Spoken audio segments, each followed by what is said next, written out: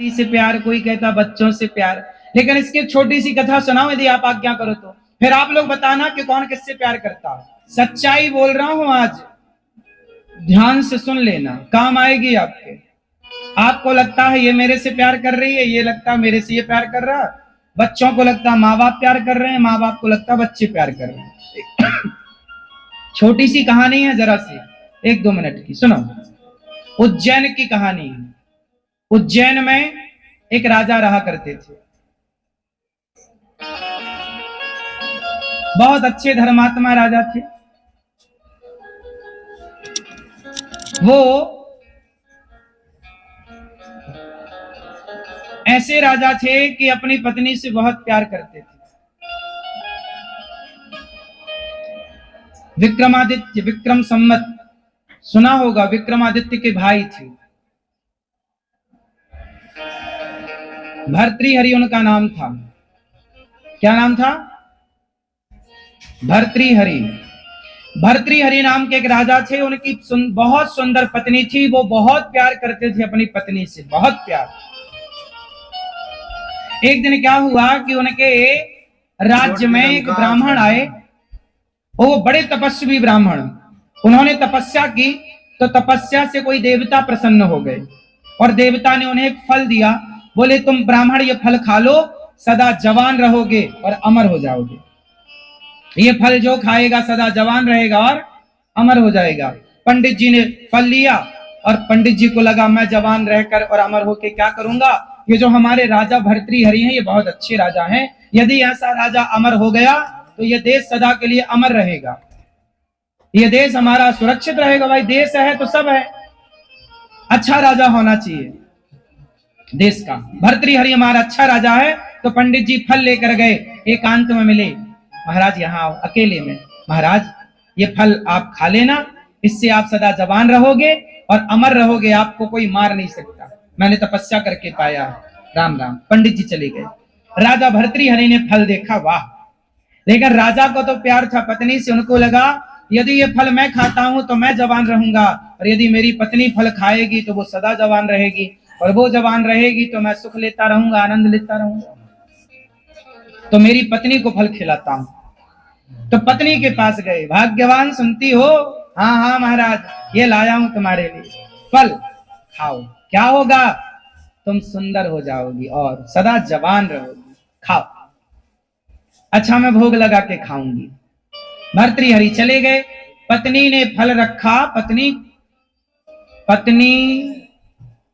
का चक्कर था सेनापति से।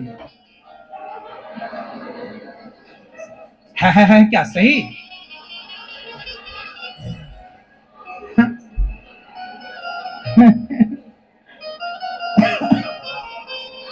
रानी का चक्कर किससे था? सेनापति को बुलाया चुपके से, आओ आओ जल्दी आओ, पीछे के रास्ते यहां बुलाया। बोले ये फल खाओ। बोले ये फल खा लो। क्यों? बोले ये फल खाओगे तो तुम सदा जवान रहोगे, और जवान रहोगे तो मुझे सुख मिलता रहेगा। राजा प्रेम करते हैं अपनी पत्नी से, और राजा की पत्नी रानी प्रेम करती है सेनापति से। राजा चाहता है मेरी पत्नी जवान रहे, और पत्नी रानी चाहती है कि सेनापति मेरा इससे चक्कर है ये जवान रहे, ये फल तुम खाओ। सेनापति फल लिया, बोले मैं खाऊंगा, यहां नहीं, अकेले में खाऊंगा, कोई देख ना दे। रानी गले लगाती है सेनापति को, फल देती है और चला सेनापति। सेनापति फल रखा। अच्छा सेनापति का चक्कर था वहां एक नाचने वाली से। ये बिल्कुल सत्य कहानी बोल रहा हूं, लिखी है ये इतिहास के पन्नों में ये दर्ज है, मनगढ़ंत बात नहीं। वैराग्य शतक और श्रृंगार शतक लिखा है भर्तृहरि ने बाद में, पहले श्रृंगार लिखा फिर वैराग्य बाद में। तो भर्तृहरि के अब यहां सेनापति का चक्कर किससे था? एक नर्तकी से, नाचने वाली नर्तकी को बुलाया। ओहो बहुत सुंदर दिख रही हो, ये फल खाओ तुम सदा जवान रहोगी। मैया तुम कहां फोन लगा ली?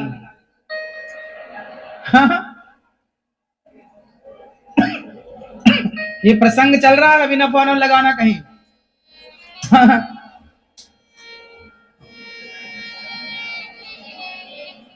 तो राजा के मंत्री ने क्या सोचा कि नर्तकी को बुलाऊं, उसे दूं। उसने कहा कि ये फल खाओ, तुम बहुत सुंदर हो जाओगी और सदा जवान रहोगी, जवान रहोगी तो मुझे सुख मिलता रहेगा। अब नर्तकी ने, नाचने वाली नर्तकी ने वो फल लिया और नर्तकी ने सोचा कि मैं तो नाचने वाली हूं, मैं जवान होकर, मैं सुंदर होकर करूंगी क्या, और जुंदर हो गई और जवान हुई तो और नाचना पड़ेगा सारी, अभी तो मर जाऊंगी, फिर तो नाचती रहूंगी सारी जिंदगी, मरूंगी नहीं, तो मैं क्या करूंगी। नर्तकी ने सोचा कि हमारे जो राजा हैं वो बड़े धर्मात्मा हैं, मतलब भर्तृहरि है। मैं जिस राजा के राज्य में नाचती हूँ, हमारे राजा बहुत सुंदर हैं, बहुत योग्य हैं, बहुत अच्छे हैं। मैं अपने राजा को ये फल देती हूँ ताकि मेरा राजा अमर हो और मेरे राज्य की सीमा, मेरा राज्य सुखी रहे, जनता जनार्दन सुखी रहे। वो नर्तकी गई, महाराज की जय हो। हाँ नर्तकी बताओ, महाराज मैं आपसे मिलना चाहती हूँ। हाँ मिलो, आओ। फल निकाला, महाराज ये फल। अब तो राजा ये फल, बोले महाराज ये फल जो खाएगा सदा जवान रहेगा, सदा अमर हो जाएगा सदा के लिए। राजा बोले सो तो ठीक है, पर ये बता तेरे पास कहां से आया।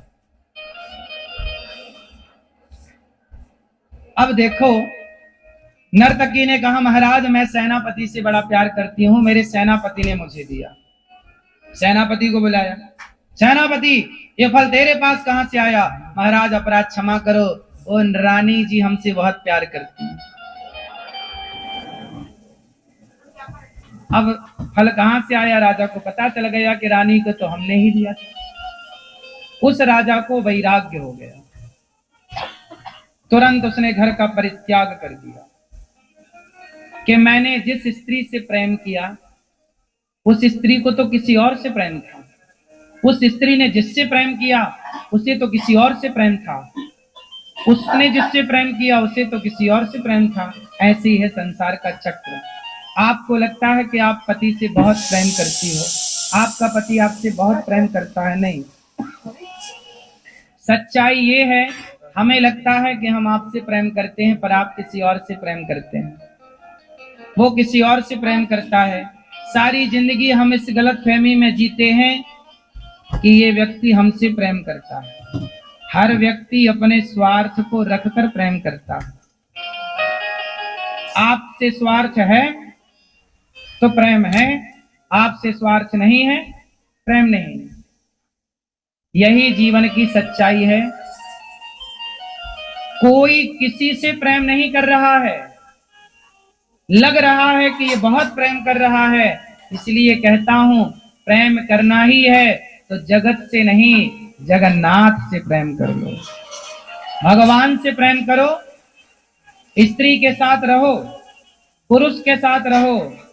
भैया ये बात आज भी तो समाज में देखी जा रही है ना, कई कई पत्नियां अपने पति से छिपकर यारी कर रही हैं कि नहीं दूसरे से, और कई कई पुरुष अपनी पत्नियों से छिप छिप कर दूसरे को कर रहे हैं कि नहीं। पत्नी को लग रहा कि मेरा है पर वो तो किसी और के चक्कर में है।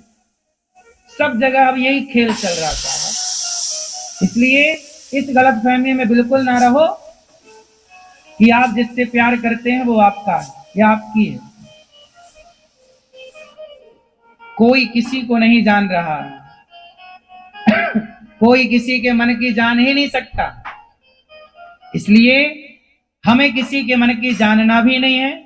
और हम आपसे ये भी नहीं कहते कि आप हमसे ही प्यार करो, नहीं, हमें आपसे अब कोई उम्मीद नहीं है कि आप हमसे प्यार करें।